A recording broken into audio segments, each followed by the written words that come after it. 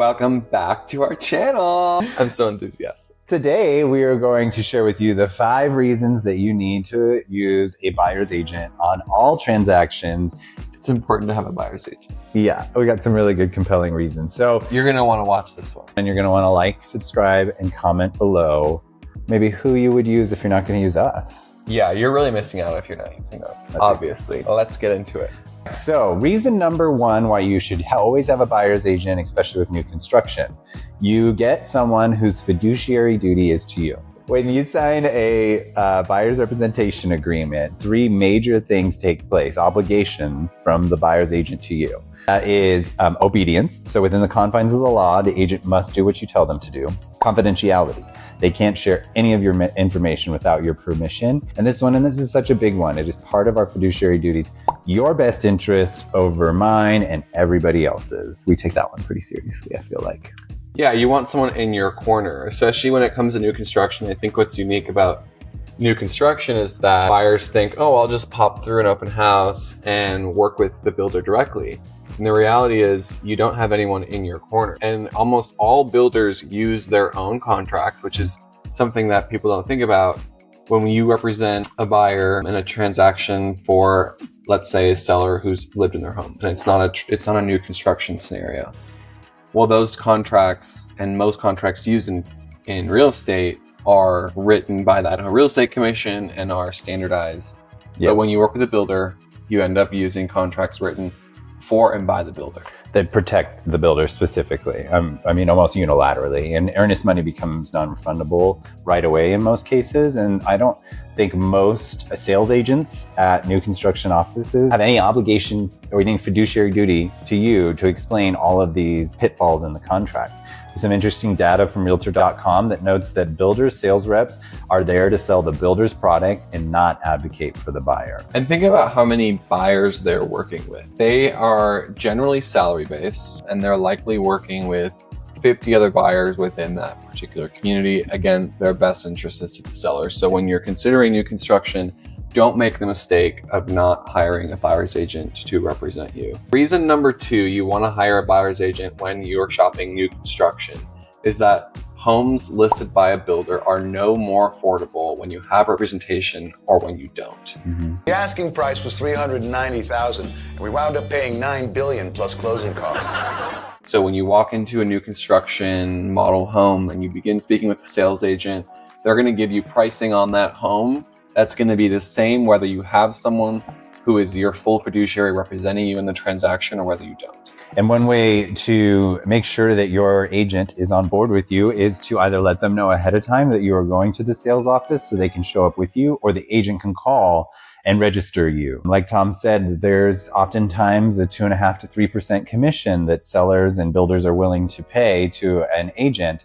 But if they can get you into the sales office without an agent to go under contract, that 3% actually just goes back to the builder. And they save that difference in cost. They literally cannot pass those savings on to you. Right. And so you walk into a model home and you engage with a salesperson.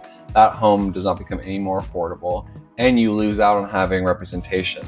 I mean, it's like a no-brainer. So if you think you're just going to go pop around to some model homes this weekend, call us, call a realtor, because you're definitely going to want to do that. The other thing is builders get real fancy with the way in which they justify a relationship to a client or a customer. When you walk through the doors of an open house by a builder, oftentimes if you give them any information, they're using that as basically leverage to not pay a buyer's agent. And we've gotten into many heated arguments with some builders who think that by introducing themselves to a prospective buyer, collecting their name and phone number, that somehow that constitutes an agency relationship, which is strictly not true. So again, if you're going out to look at model homes, call a buyer's agent. You'll want them in your corner. We actually had some clients who are very sweet and they didn't want to bother us. They went out to a builder who shall not be named. You know who you are. You know who you are. And they were asked to register, which they did. And lo and behold, they tried to bring Tom into the transaction and the builder was like, nope, we're not going to pay you. Well, what was really wonderful about the community that we serve, this was not just a couple, it was a throuple. We love them. And only 2 of the throuple had registered with Toll Brothers. So we found a workaround and we had a very constructive meeting with the builders. And in that meeting, we were able to really get into the discussion around just because you collected the buyer's name and phone number, you somehow think that this constitutes an agency relationship. At no part in the process had the buyers been presented with an agency disclosure, which if you're a licensed realtor, you know that anytime you begin speaking to any customer about real estate, you are to present an agency relationship. First substantial meeting. When I brought this up to the builder's agent and said, Miss Thing, you didn't present an agency disclosure at first point of substantive contact, she did not like that. And what'd she say? She said, let's not go there. I'm like, sweetie pie, we don't have to, because you're going to pay me to represent my buyers. And that's what happened. And the buyers are so glad they did, because we got into through the process. And like, you think because you're buying new construction, you're getting a product that doesn't have defects, which is not the case. Yes, which actually rolls into reason number 3. So agents not only help you negotiate price, they help pay attention to timelines, warranties, and terms and things like that. So sometimes what you'll see in builders' contracts is that, there's a closing date that's set. And if the buyer cannot perform by that closing date, the builder has a built-in fee every day. Sometimes it's $50, sometimes it's $150. Delays happen, and if you don't have somebody watching out for these timelines for you, and you go and you need an extra 3 days, the builder technically has in the contract another like $300, $400, $500, maybe thousands of dollars that they could possibly charge you. And additionally, I think when you go into new construction and you go with your agent, you want to go to the design meetings with your agents, because your agent, hopefully, we always do this, is take photos of everything that the builder is saying you're going to get. So if you're 6 months out and they're promising you this product, and then 6 months later it's not available, well, as long as you have documentation of that this is what you were promised, then you have a more fighting chance of getting that.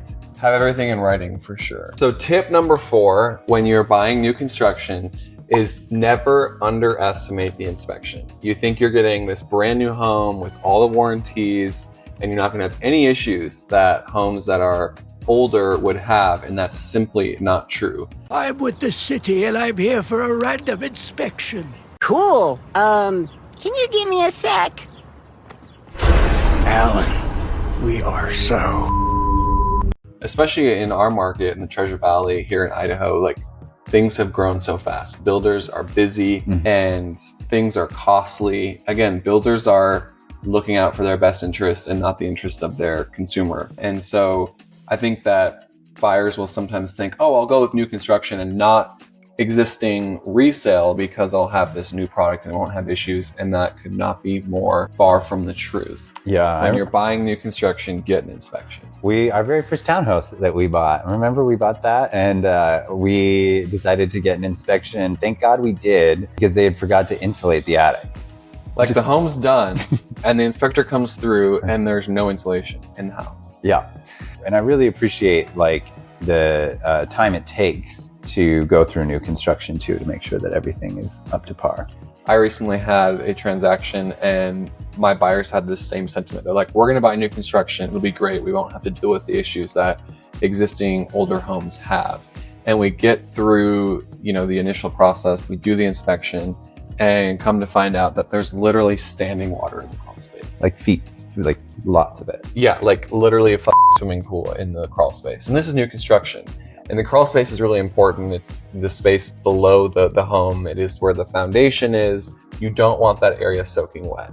And on top of that, there had been many reports on the news of homes in subdivisions near this one by the same builder that were having issues with water in the crawl space. And had they not had a buyer's agent in their corner, the builder would have maybe downplayed the severity of it. They also would not have maybe documented the way in which we as real estate professionals are on behalf of our clients. So we documented the whole thing, made it very clear to the builder what our expectations were to remedy the issue. And literally from that point in the inspection till closing, everything was documented. So now if the issue persists, we've made it clear that, it was made aware during the process. So tip number 4, you definitely want to get an inspection when you're buying new construction. Reason number 5 why you should work with a buyer's agent specifically us, When considering new construction. or any type of purchase, is because we have a really good time. It is such a stressful process, and you need an agent who's going to lay out everything for you.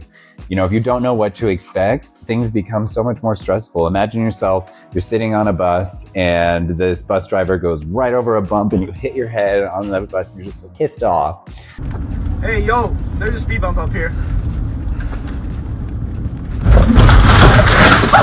But what if that bus driver had screamed back to you and been like, hey, incoming bump, and you braced yourself, and when you hit the bump, it was a lot less dramatic. Not only is that super important for us to make sure that you know what you're going to expect every step of the way, but it's a stressful process and you need optimistic, enjoyable people to work with. I mean, if nothing else, you want to enjoy the people you're working with, right? Especially if they're going to be looking out for your best interests. Yeah. So those are 5 tips to consider when you're purchasing new construction, or really can be applied to any home purchase. Yep. If you want to chat more, please reach out to us. We'd love the opportunity. And you're going to want to like and subscribe, comment below all your thoughts and feelings, all your feedback, and connect with us on all of our socials. We're a good time. We'll see you on the next one.